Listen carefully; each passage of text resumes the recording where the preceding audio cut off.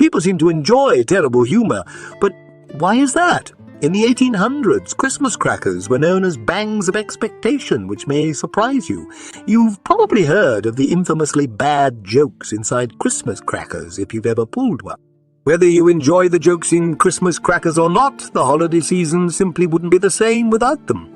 Jokes are a necessary part of the holiday season, even if they are usually met with murmurs, sighs, and a few nervous giggles from those seated at the table. You could be forgiven for supposing that the writers ran out of ideas when it came to Christmas cracker gags. Is it the purpose of the Christmas cracker jokes to be offensive? If you hear a horrible joke, don't hold it against the person saying it. Put the blame squarely on the joke. Professors of psychology think this is a major reason why Christmas cracker jokes are so bad on purpose. If no one laughs on the joke, then they can blame the joke rather than blaming the one who cracks, saving embarrassments for those cracking the jokes.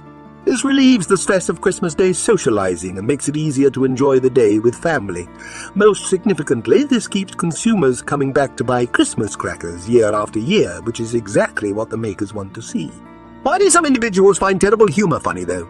Even though the jokes in Christmas crackers tend to be quite lame, they've become a tradition at many families' Christmas dinners.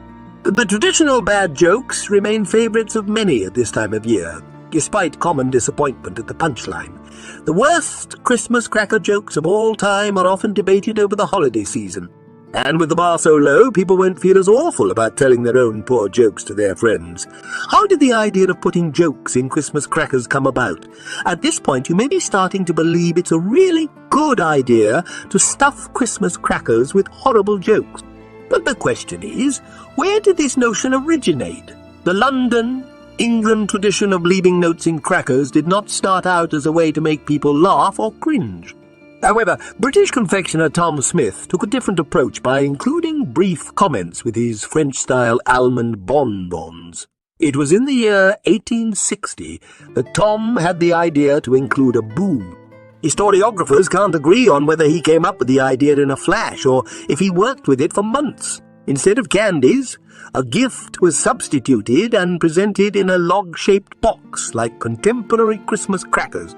Originally called bangs of expectation, their name was changed to crackers. In 1869, when Tom's son Walter took over the business, he introduced the fashionable concept of paper hats, or crummy notes in crackers par for the course. Tom Smith had no evil intent when he put notes and slogans in the crackers.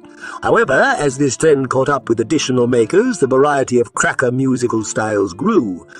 There was a growing consensus that cracker jokes were offensive at the turn of the 20th century. The fact that one British news source would relate a bad play to the notes in crackers is illustrative of the evolution of cracker jokes. Were Christmas themed crackers only available in December? Outside of the holidays, crackers are increasingly difficult to find. But in the past, they weren't produced for the holiday season alone.